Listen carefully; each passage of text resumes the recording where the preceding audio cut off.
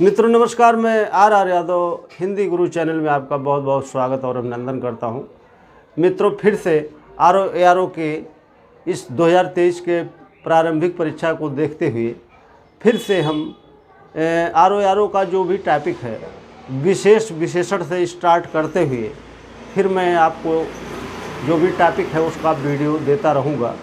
तो आप देखिए, विशेष और विशेषण मैं आपको बता दूं कि पूरे व्याकरण शास्त्र का सबसे कठिन टॉपिक है, जो कि आप अगर सही तरीके से धीरे धीरे करके समझ जाएंगे तब तो बात ठीक है, आप क्वेश्चन निकाल लेंगे, नहीं तो इसका क्वेश्चन उत्तर देने में बहुत परेशानी का अनुभव करना पड़ता है। तो आपको मैंने संज्ञा और सर्वनाम बता दिया है या नहीं आपको पता है, तो मैं इस वीडियो में इसके पहले भी और बताया है आपको, तो आप उसको देख लीजिएगा। और इसके बाद में आज से आप समझिएगा कि विशेष और विशेषण बिल्कुल बेसिक पॉइंट से पढ़ने का प्रयास करिए आप।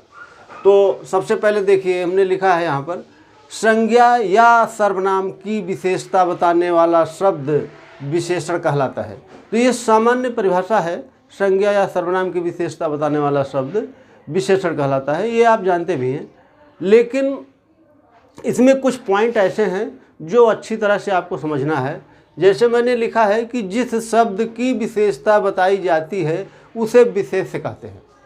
विशेष्य का मतलब है संज्ञा या सर्वनाम या कर्ता या उद्देश्य या विशेष्य, जो भी आप कहना चाहते हैं वो कह सकते हैं। जो विशेष्य है वही संज्ञा का रूप होता है, वही विशेष्य का रूप होता है, वही सर्वनाम का रूप होता है। यानी कि जो विशेष्य है वह आप जब तक संज्ञा और सर्वनाम अच्छी तरह से नहीं समझ पाएंगे तब तक विशेष्य को नहीं समझ सकते हैं या विशेषण को नहीं समझ सकते हैं। तो आप सबसे पहले ये समझिए कि जिस शब्द की विशेषता बताई जाती है उसे विशेष्य कहते हैं। विशेषण की एक बहुत बड़ी विशेषता ये भी होती है कि वह हमेशा संज्ञा या सर्वनाम की ही विशेषता बताता है और वाक्य में किसी की विशेषता नहीं बताएगा, वो हमेशा संज्ञा या सर्वनाम की ही बताएगा। दूसरी चीज़ मैंने लिखा है कि यदि विशेषण स्त्रीलिंग है, जैसे वाक्य लिखते हैं आप कि यह घोड़ा काला है, तो घोड़ा पुल्लिंग है तो इसलिए उसका विशेषण पुल्लिंग हुआ। तो यहाँ पर मैंने लिखा है यदि विशेषण स्त्रीलिंग है तो उसका विशेष भी स्त्रीलिंग होगा। यानी कि कोई विशेष से आप समझ पाए वाक्य में या विशेषण समझ पाए, तो जो विशेषण समझ पाए कि ये पुल्लिंग है या स्त्रीलिंग है तो उसी से उसका विशेष या विशेषण पता चल जाएगा। जैसे मान लीजिए कि आपने लिख दिया कि घोड़ा काला है, तो घोड़ा काला का मतलब है कि आपने पकड़ लिया कि घोड़ा क्या है, काला है, घोड़ा पुल्लिंग है, इसलिए ये जो विशेषण हुआ ये विशेषण पुल्लिंग में हुआ। इसीलिए क्योंकि ये पुल्लिंग में है। अगर यहाँ पर स्त्रीलिंग हो तो ये स्त्रीलिंग हो जाएगा विशेषण। दूसरी बात समझना क्या है कि यदि विशेषण पुल्लिंग मैंने बताया है तो उसका विशेष भी पुल्लिंग होगा। ठीक, जैसे ये वाक्य मैंने लिख दिया। दूसरी बात, विशेषण लगने से संज्ञा या विशेष्य की व्याप्ति मर्यादित हो जाती है। यह बहुत ज़्यादा इम्पॉर्टेंट है वाक्य, ये बराबर पूछा जाता है सवाल, और कई बार पूछ लिया गया है कि क्या लगाने से किसकी व्याप्ति मर्यादित हो जाती है। यानी कि विशेषण लगने से, ऐसे सवाल पूछा जाता है कि विशेषण लगने से किसकी व्याप्ति मर्यादित हो जाती है, तो उसका उत्तर होता है संज्ञा या विशेष्य। ठीक, तो आप समझिएगा ये सवाल कई बार पूछा गया है, तो आप ऐसे पहले थियरी नोट कर लीजिएगा और जैसे जैसे मैं बताऊं वैसे पढ़ते जाइएगा, तब आपके पास एक बढ़िया नोट भी हो जाएगा और आपको दोहराने में आसानी होगी। देखिए, ये मैंने बताया आपको कि जो विशेषण होता है तो रचना के आधार पर वास्तव में विशेषण दो प्रकार का होता है, एक विशेष विशेषण और एक विधेय विशेषण। मैंने यहाँ पर लिखा है एक विशेष विशेषण, एक विधेय विशेषण। तो जो विशेष विशेषण होता है उसकी परिभाषा ये होती है कि ऐसा विशेषण, या कह सकते हैं कि जो विशेष्य के पहले आए, ऐसा विशेषण जो विशेष्य के पहले आए, या विशेष्य के पहले आने वाले विशेषण को विशेष विशेषण कहते हैं। ये इसकी परिभाषा है। अगर आप इसका उदाहरण समझना चाहते हैं तो रमेश चंचल बालक है, आपको पता चल गया होगा कि ये विशेष से लिखा गया है। बालक विशेष से है, रमेश विशेष से है, तो इसके पहले, विशेष के ठीक पहले ये जो शब्द लिखा गया है ये विशेषण लिखा गया है। तो इसकी परिभाषा ये हो गई कि विशेष के पहले आने वाले विशेषण को विशेष विशेषण कहते हैं।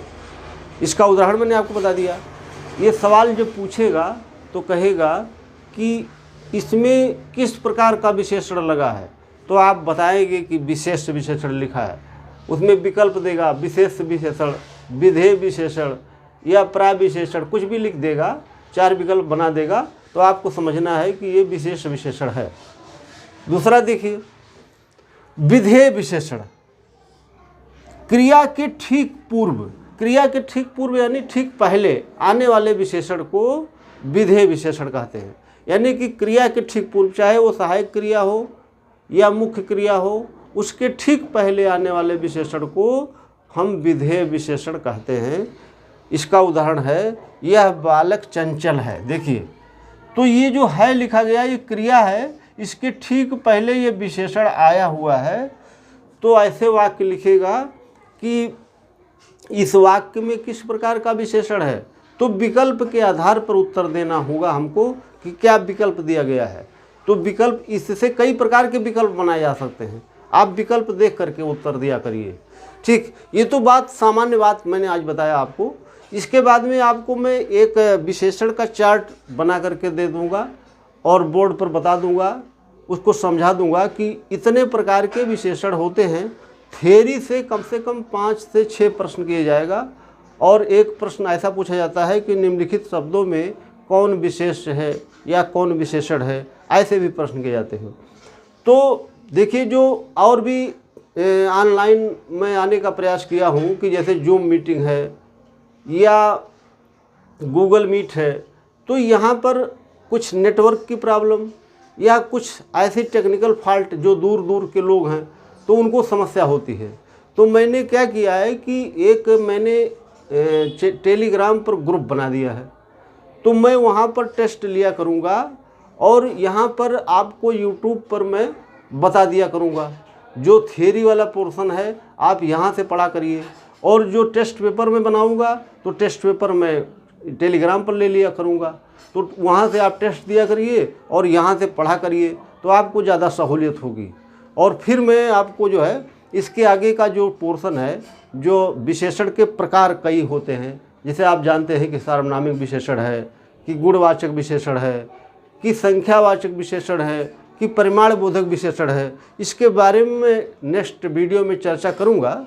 और आप लोग जो टेलीग्राम पर आ करके मैंने इनवाइट कर दिया है, तो जो लोग जुड़ना चाहते हैं वो जुड़ जाएं, या वो नहीं जुड़, ऐसी कोई दिक्कत आ रही है तो वो टेलीफोन हमको फ़ोन करके बता सकते हैं कि मैं जुड़ना चाहता हूं, तो मैं उनको जोड़ दूंगा। और आप लोग वहां से टेस्ट दिया करिए और यहाँ से पढ़ा करिए, तो आपको ज़्यादा आराम से पढ़ सकते हैं और आप अपने परेशानी को हमसे शेयर कर सकते हैं। तो मैं प्रयास करूँगा कि आपकी समस्या दूर हो। तो चलिए ठीक है, मैं अगला वीडियो कल देता हूँ। तो बहुत बहुत धन्यवाद आपको।